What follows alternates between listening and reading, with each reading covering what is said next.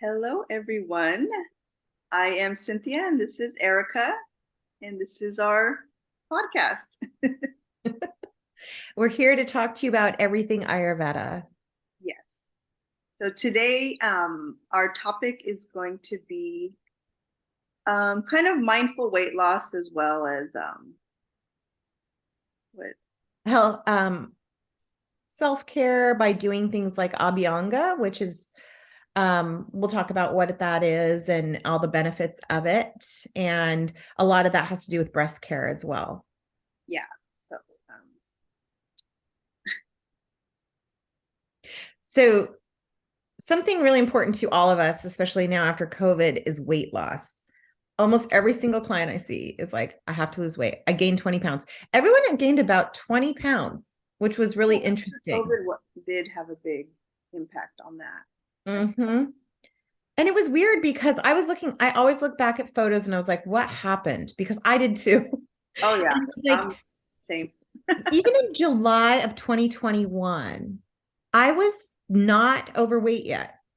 It was that last year that Mhm. somehow threw me over the edge. And, who knows? Maybe it was the vaccine. Maybe I got COVID. Maybe I just got unmotivated. I don't know what it was. I really can't put my finger on it. And at this point, it doesn't matter. Yeah. I just have to get it off because it's That's crazy. true. In 2022, I noticed because I kind of fluctuate. I just kind of do that in general. But 2022, I did notice that's when I started getting that weight back on. And it's like, I don't, yeah, but Mhm. we definitely need to put out there what, the things we do to get it off. Exactly. And I think it's, I'm human like everybody else. And so it's like, oh my gosh, I could just do semi-glutide. No one has to know. I'll just start doing these shots. And then I was like, you know what? That doesn't solve anything because my ultimate issue, and most people's probably ultimate issue with weight loss is consistency and discipline. Yes. And in Ayurveda, you can have a kapha pacifying diet. Kapha is usually what you have an imbalance of when you're gaining weight. And so we do have a kapha balancing diet that I really need to stick to, and it doesn't mean that you can't have treats here and there, but I think that last year of COVID, we just kind of all went off the rails 100%, and it's really hard to reel it back in once you've kind of let the genie out of the bottle. Yeah, for sure. So I think um I think what we are going to start doing is a 3-week kind of get your life back on track Ayurvedic weight loss. Yes, shedding the kapha, definitely. We're going to do that. So, yeah, I'll go over what the 3 weeks will entail. Yeah. Yeah. So the first week will be the detox week. There's this because we both done it, the detox greed powder. It's a powder that you take. It helps, really just kind of get all the, it's called ama in Ayurveda, to get rid of the ama, detoxing the toxins, and triphala. Triphala is good to really help get all that out. And then in week 2 would be the metabolism phase. There's 2 different capsules to take that would be really good for it. There's like a healthy digestion and trimata, and then CCFT would be a good help with bloating and all that, get the metabolism going. And then the last week would be the rejuvenation phase, where we add adaptogens and put ashwagandha in it, ashwamaka, kind of get everything back going.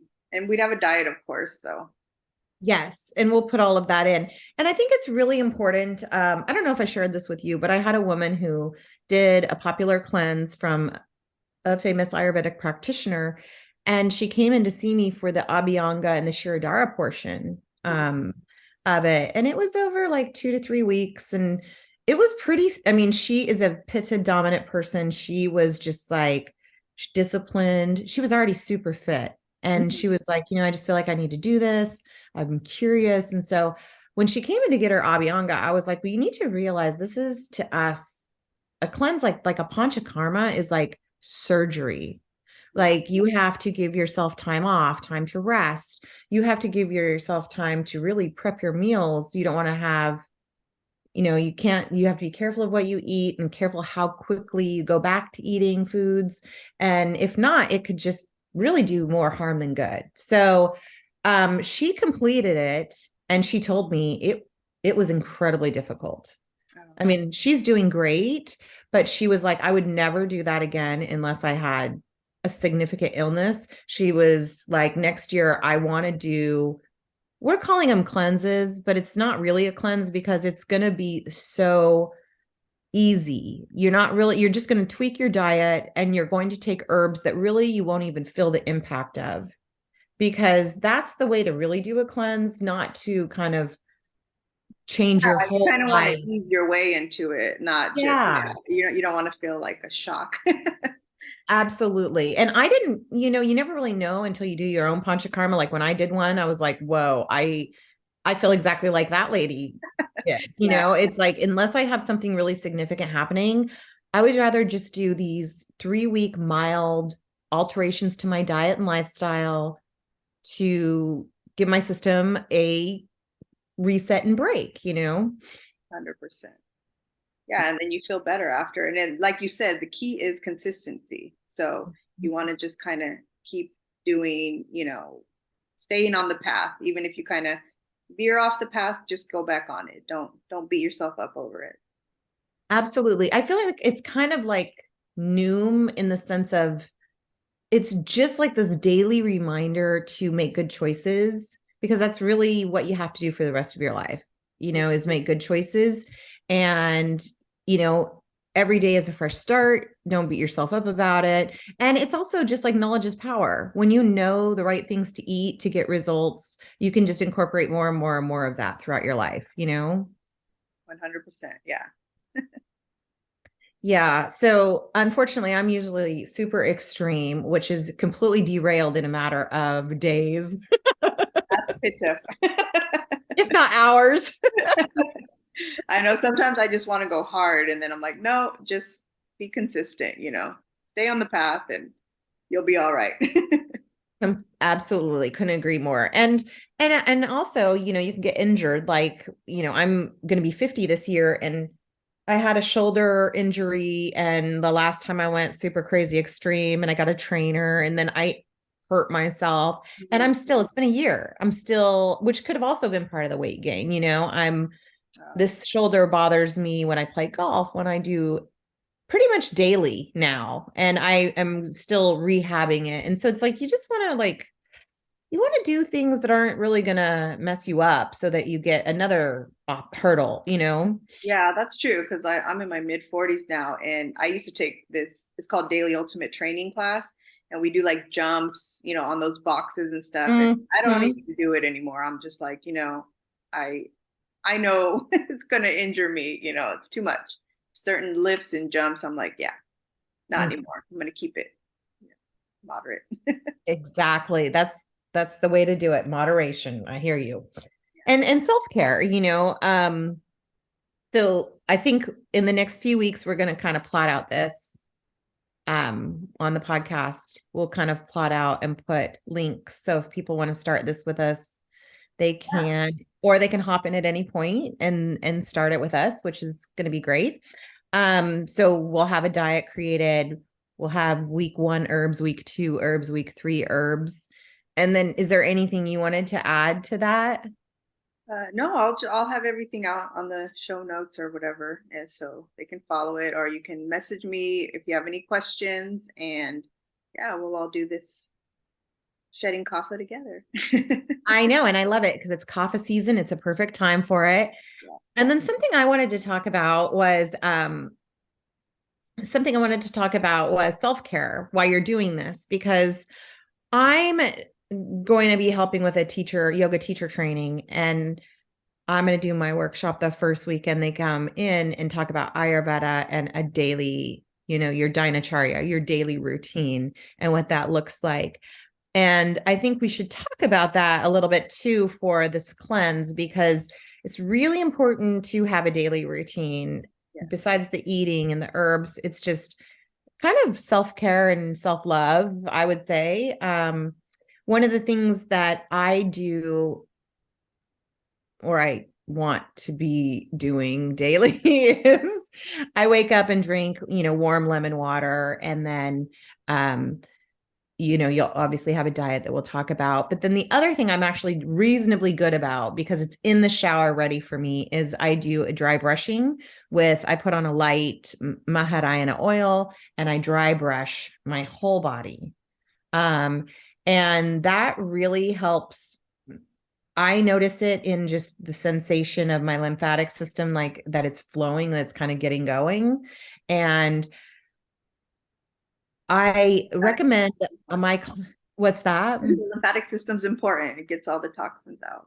Exactly. It's basically your immunity. And I always recommend clients that see me have a lymphatic abhyanga every month for me, but then do it daily for themselves. So the dry brushing is the abhyanga, but then you can get just a regular, almost like massage like one from a practitioner, which I think it's important to do it once a month. So I wanted to talk about that though, because I always tell my clients that breast care is super important.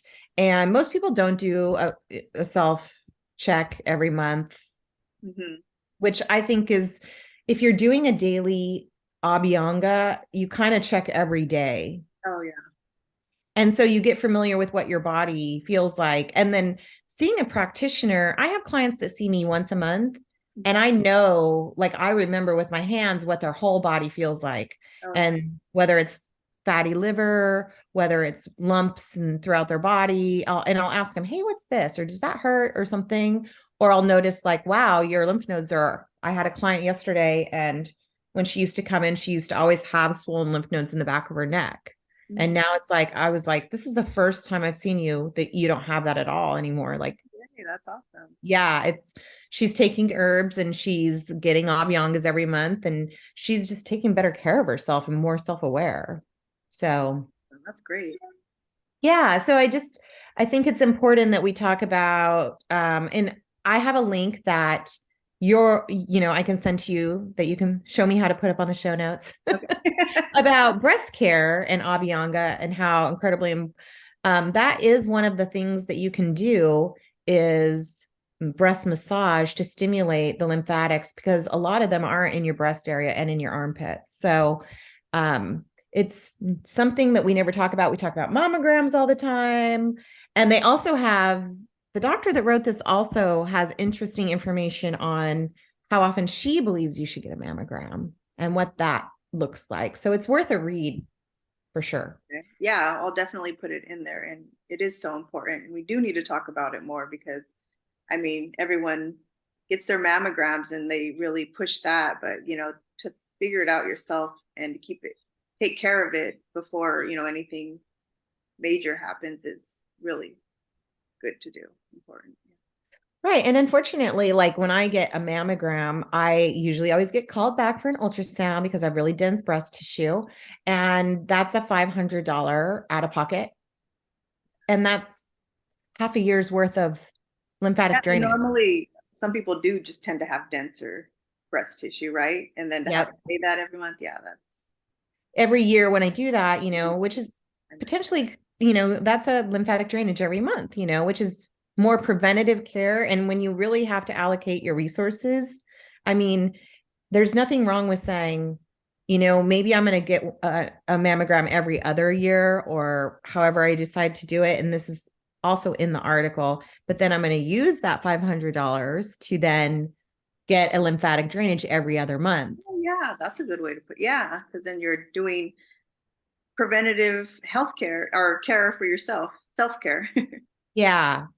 Yeah. So it's ultimately everyone's own decision. I just think, there's different perspectives and we tend not to hear any other than get a mammogram. No, I love that. Yeah. Well, we can talk about that more as well. Mm-hmm.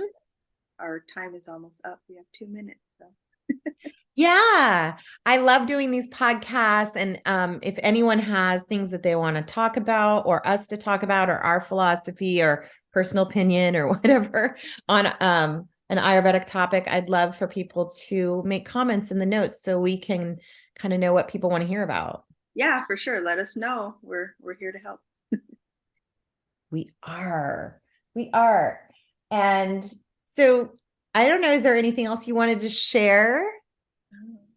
Maybe about your new space or anything like Oh that? yeah. So I've been in Redondo Beach, but I am moving to Hermosa, which is about, a couple miles away. It's really close by. But yeah, I'm in Southern California and come see me. I also do facials and Ayurveda and all the good stuff. We're gonna it's a wellness center, so all the things.